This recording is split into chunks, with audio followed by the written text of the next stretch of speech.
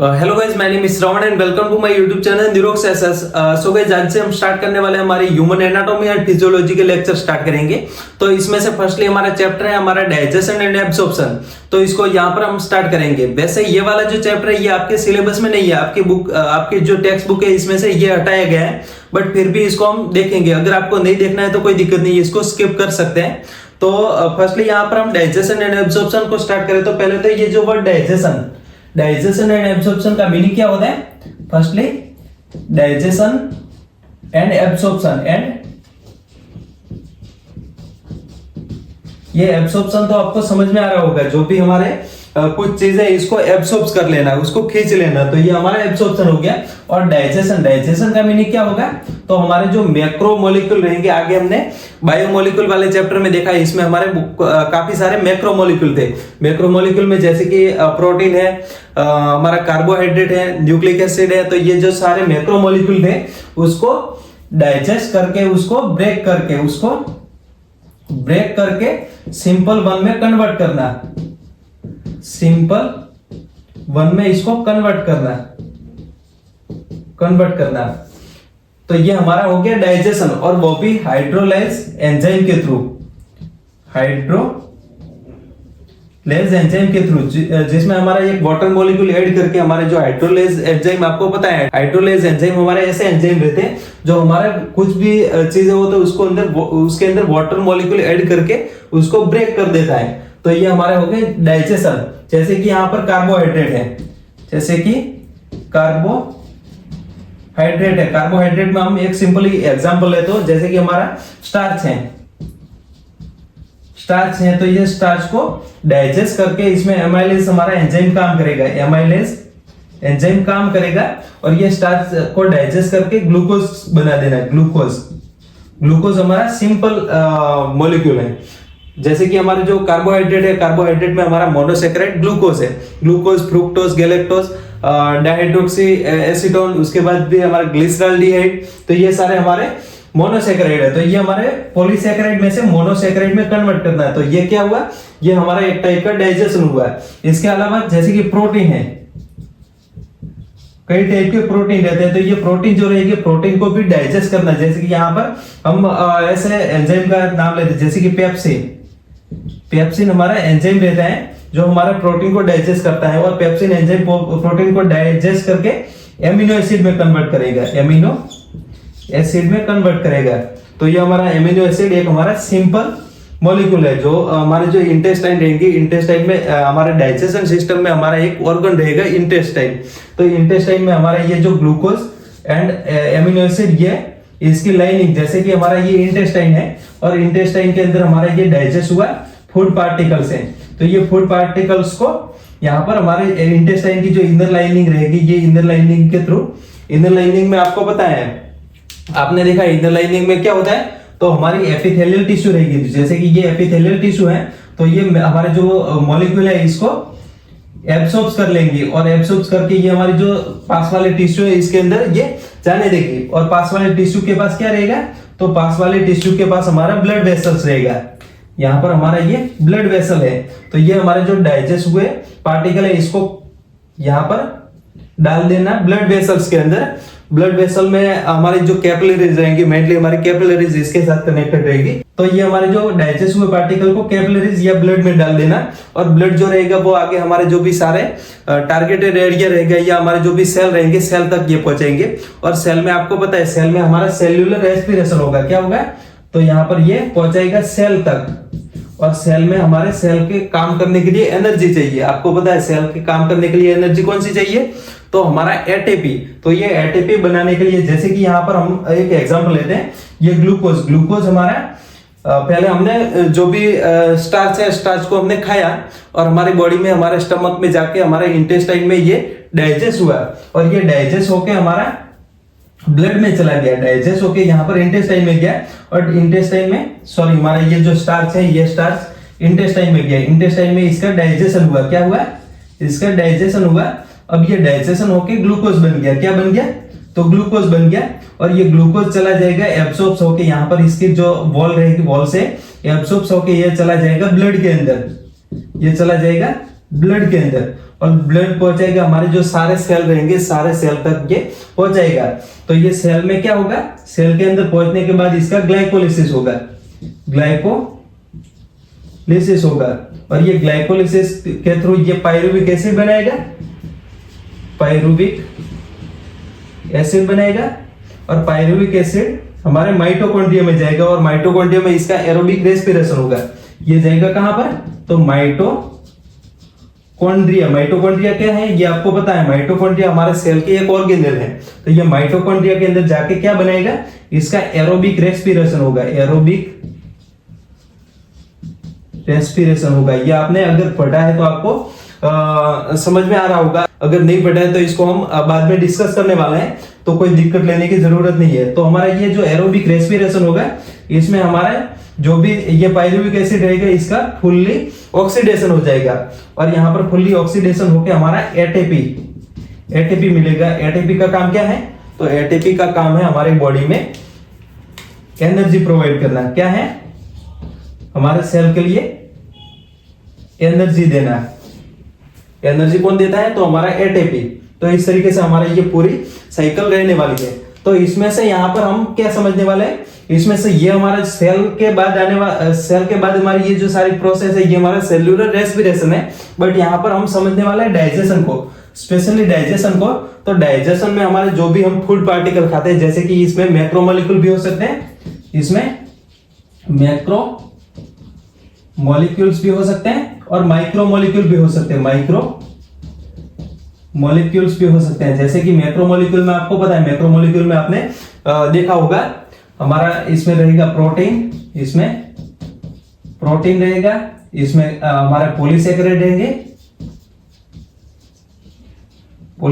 रहेंगे।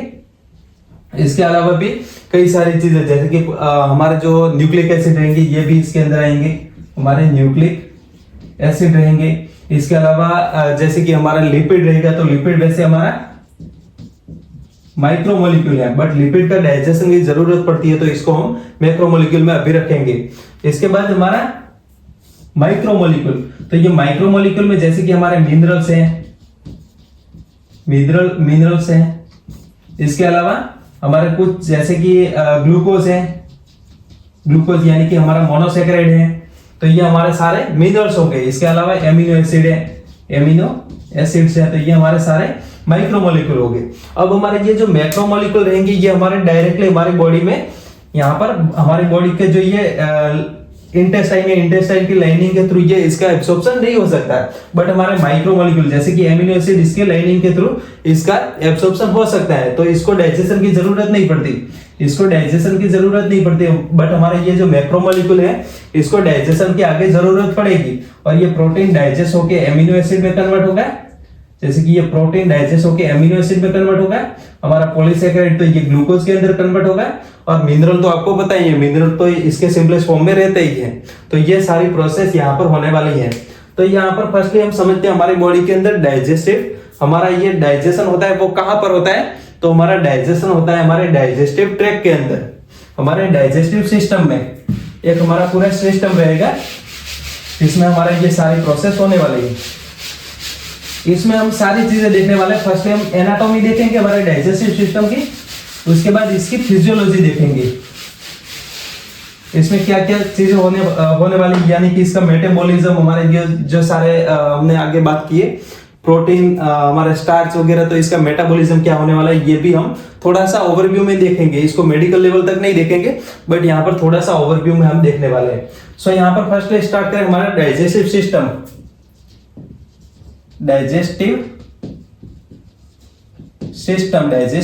क्या होता है, तो जिस तरीके से आगे हमने रिप्रोडक्टिव सिस्टम देखा, रिप्रोडक्टिव सिस्टम में हमारे ऐसे बहुत सारे ऑर्गन, हमने टिश्यू वाले चैप्टर में भी देखा कि हमारे जो बहुत सारे एक टाइप के सेल मिलके हमारा एक टिश्यू बनाएंगे, और ऐसी बहुत टाइप की टिश्यू मिलके हमारा एक ऑर्गन बनाएगी, और ऐसे बहुत सारे ऑर्गन मिलके हमारा जैसे कि इस तरीके से फर्स्टली सेल, उसके बाद सेल, एक जैसे सेल मिलके हमारा एक टिश्यू बनाएंगे। क्या बनाएंगे, टिश्यू बनाएंगे। ऐसे डिफरेंट टाइप की टिश्यू मिलके हमारा एक ऑर्गन बनाएगी, तो ये हमारा ऑर्गन हो गया।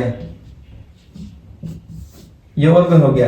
ऐसे बहुत सारे ऑर्गन, जैसे कि हम रिप्रोडक्टिव सिस्टम में देखें तो रिप्रोडक्टिव सिस्टम में हमारे मेल के अंदर हम देखेंगे तो मेल के अंदर टेस्टिस है, हमारी एसेसरी डक्ट है, एसेसरी ग्लैंड है, हमारे एक्सटर्नल जेनिटलियम में जो पेनिस है। तो ये सारी चीजें मिलकर हमारा मेल रिप्रोडक्टिव सिस्टम बनाएंगे। और फीमेल रिप्रोडक्टिव सिस्टम में हम देखेंगे तो फीमेल रिप्रोडक्टिव सिस्टम में जैसे कि यूटेरस है, ओवेरीज है, हमारी ओविडक्ट्स है, इसके अलावा हमारा सर्विक्स है, जो वजाइना रहता है वजाइना, एक्सटर्नल जेनिटलिया, हमारा ब्रेस्ट है। तो ये सारी चीजें मिलके हमारा फीमेल रिप्रोडक्टिव सिस्टम बनाएंगे। तो इस तरीके से हमारा ये ऑर्गन मिलके सिस्टम बनाएंगे, या ऑर्गन सिस्टम बनाएंगे। और ऑर्गन सिस्टम हमारा बॉडी बनाएगा, पूरा ये बॉडी बनाएगा। और सिस्टम में जैसे कि हमारा आगे हमने देखा रिप्रोडक्टिव सिस्टम है, हमारा डाइजेस्टिव सिस्टम है, इसके अलावा हमारा रेस्पिरेटरी सिस्टम है, तो ये हमारे सारे सिस्टम हो जाएंगे। कई सारे सिस्टम होते हैं, सर्कुलेटिंग सिस्टम, हमारा स्केलेटल सिस्टम, तो ये सारे हमारे सिस्टम हो जाएंगे। अब इसमें से ये हमारा जो डाइजेस्टिव सिस्टम कौन से ऑर्गन से मिलकर बनता है? तो इसमें बहुत सारे, पहले तो ऑर्गन रहेंगे, इसके अलावा बहुत सारे यहाँ पर ग्लैंड भी इसके साथ एसोसिएटेड रहेंगे। फर्स्टली हम ऑर्गन की बात करें तो हमारा डाइजेस्टिव सिस्टम स्टार्ट होता है माउथ से। जो भी खाते हैं हम, कंज्यूम करते हैं, तो कैसे कंज्यूम करते हैं? तो यहाँ सब थाली में से पिक करके हम हमारे मुंह में रखते हैं। तो हमारा स्टार्ट होता है ये डाइजेस्टिव सिस्टम माउथ से। और ये माउथ ओपन होगा हमारी ओरल कैविटी के अंदर, ओरल कैविटी में ओपन होगा। ओरल कैविटी ओपन होगी हमारे फेरिंग्स, आगे फूड एंड हमारे जो एयर रहेगा, तो एयर एंड फूड के लिए एक कॉमन वेज रहेगा जिसको हम फेरिंग्स बोलेंगे, फेरिंग्स। और ये फेरिंग्स ओपन होगा इसोफेगस में ओपन होगा। इसोफेगस जो रहेगा, इसोफेगस ओपन होगा स्टमक में। और स्टमक ओपन होगा, ये जो स्टमक रहेगा ओपन होगा हमारा स्मॉल इंटेस्टाइन में। स्मॉल इंटेस्टाइन हमारा लार्ज इंटेस्टाइन में ओपन होगा, लार्ज इंटेस्टाइन। और लार्ज इंटेस्टाइन जो रहेगा वो हमारा ओपन होगा रेक्टम में, जहां पर हमारा जो फीसिस रहेगा, फीसिस का स्टोर होगा। और रेक्टम आगे ओपन होगा हमारा अनल हॉल के या एनस के साथ ये बाहर ओपन होता है। तो इस तरीके से हमारा ये पूरा डाइजेस्टिव ट्रैक्ट रहेगा, जिसको हम एलिमेंट्री कैनाल बोलेंगे। ये माउथ से लेके यहाँ पर, ये माउथ से लेके हमारा ये एनस तक, ये हमारा पूरा एलिमेंट्री कैनाल है, एलिमेंट्री कैनाल है। आपको अगर पूछा जाए एलिमेंट्री कैनाल क्या होता है, तो एलिमेंट्री कैनाल हमारा माउथ से स्टार्ट होके, यहाँ पर आप समझ सकते हैं, ये माउथ से स्टार्ट हो गया। जैसे हम फूड पिक करके हमारे मुंह में रखते हैं और हमारा फीसेस बाहर निकलता है, तो ये पूरा हमारा वहां तक हो जाएगा हमारा एलिमेंट्री कैनाल। ये आपको समझना है, ओके। और इसमें ग्लैंड एसोसिएटेड रहेंगी। ग्लैंड में कौन से? तो जैसे कि हम हमारे माउथ में बात करें तो हमारे माउथ में सलाइवरी ग्लैंड रहती है, सलाइवरी ग्लैंड रहेगी। इसके अलावा हमारे लीवर, एब्डोमेन में हमारा लीवर रहेगा। इसके अलावा पैंक्रियाज रहेगा। तो ये सारे हमारे इसमें ग्लैंड रहेंगे। इसके अलावा हमारा इंटेस्टाइन भी कई सारी चीजें सीक्रेट करता है, तो ये भी हमारा इंटेस्टाइन भी एक हमारा ग्लैंड हो गया है। हमारा स्टमक भी कुछ चीजें सीक्रेट करेगा, तो ये भी हमारा एक ग्लैंड हो गया है। तो ये सारी चीजें हमारे डाइजेस्टिव ट्रैक्ट में रहेगी, जिसको यहाँ पर हम समझते हैं।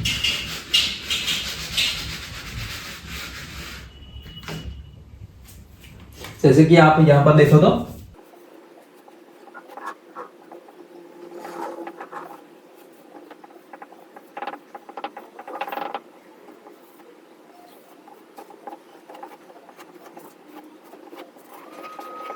इस तरीके से यहाँ पर हमारा ये ड्राइंग से हम समझते हैं। जैसे कि यहाँ पर हमारा ये माउथ, यहाँ से स्टार्ट होता है हमारा माउथ, और माउथ में यहाँ पर हमारे टीथ वगैरह रहेंगे, और माउथ से स्टार्ट होगा, इसको हम बोलेंगे माउथ। और माउथ ओपन होगा हमारी ओरल कैविटीज के अंदर, या इसको हम बकल कैविटी बोलेंगे। तो ये हमारा क्या हो गया? ये हमारा ओरल कैविटी हो गया। ओरल कैविटी आगे ओपन होगा, यहाँ पर ओरल कैविटी ओपन होगा हमारा एक, यहाँ पर एक पार्ट के अंदर, जिसको हम बोलेंगे फेरिंग्स। फेरिंग्स। क्या बोलेंगे इसको? हम बोलेंगे फेरिक्स, जो कि हमारा एयर एंड फूड के लिए सेम रास्ता रहेगा। जैसे कि यहाँ पर हमारे नोज में से ये हमारा एयर पाइप है, तो ये एयर पाइप भी यहाँ पर आके ओपन होगा, और ये हमारा एयर पाइप जैसे कि ये हमारा नोज है, तो नोज से लेके यहाँ पर ये ओपन होगा, और इस तरीके से ये हमारा एयर एंड फूड के लिए दोनों के लिए सेम पाइप है। अब हमारा ये जो फेरिंग्स रहेगा, ये फेरिंग्स दो चीजों में ओपन होगा। एंटीरियरली ये ओपन होगा लैरिंग्स के अंदर, एंटीरियरली ये लैरिंग्स के अंदर ओपन होगा, और पोस्टीरियरली ये पोस्टीरियरली, तो ये पोस्टीरियरली ओपन होगा यहाँ पर हमारे इसोफेगस के अंदर। तो ये इसोफेगस हमारा डाइजेस्टिव सिस्टम का पार्ट है, बट हमारा ये लैरिंग्स, यहाँ पर हमारा ये फेरिंग्स ओपन होगा एंटीरियरली लैरिंग्स के अंदर, जिसको हम ग्लोटिस भी बोलेंगे। ये हमारा क्या है? लैरिंग्स, जिसको हम ग्लोटिस भी बोलेंगे, ग्लोटिस भी बोलेंगे। और ग्लोटिस के ऊपर यहाँ पर एक हमारा कार्टिलेजिनस फ्लैप रहता है, जिसको हम बोलेंगे एपिग्लोटिस। यहाँ पर ग्लोटिस के ऊपर हमारा एक कार्टिलेजिनस फ्लैप रहता है। यहाँ पर इसको इस तरीके से दिखा दें, ये हमारा लैरिंग्स है, और लैरिंग्स आगे ओपन होगा हमारे ट्रैकिया के अंदर, जो हमारा एयर पाइप रहेगा। और यहाँ पर लैरिंग्स या ग्लोटिस के ऊपर हमारा एक फ्लैप रहता है कार्टिलेजिनस, कार्टिलेजिनस यहाँ पर एक फ्लैप रहता है, जिसको हम बोलेंगे एपिग्लोटिस, एपिग्लोटिस। तो ये आपको समझना है, ये हमारा एपिग्लोटिस है, जो कि हमारा एक कार्टिलेजिनस फ्लैप है, जो हमारी ये फूड एयर पाइप को कवर करता है। व्हाइल वी कंज्यूमिंग फूड, जब भी हम फूड खाते हैं तो उस टाइम पे हमारा ये एपिग्लोटिस हमारे ये ग्लोटिस को कवर कर लेता है। सो इस तरीके से ये आगे ट्रेकिया में ओपन होगा, और ट्रेकिया आगे हमारे लंग्स में ओपन होगी, तो ये हमारा रेस्पिरेटरी सिस्टम हो जाएगा। बट यहाँ पर हमको बात करनी है हमारे डाइजेस्टिव सिस्टम के बारे में। तो ये डाइजेस्टिव सिस्टम में यहाँ पर हमारा ये इसोफेगस रहेगा, और इसोफेगस आगे हमारे थोरैक्स में से होके इस तरीके से हमारे ये पूरे चेस्ट में से बाहर निकल के यहाँ पर हमारा डायफ्राम रहेगा। चेस्ट और एब्डोमेन दोनों के बीच में हमारा डायफ्राम रहेगा, और ये डायफ्राम को पियर्स करते हुए चला जाएगा एब्डोमेन में। ये हमारा इसोफेगस, ये हमारा क्या है? तो यहाँ पर हमने देखा है, ये हमारा इसोफेगस है, इसोफेगस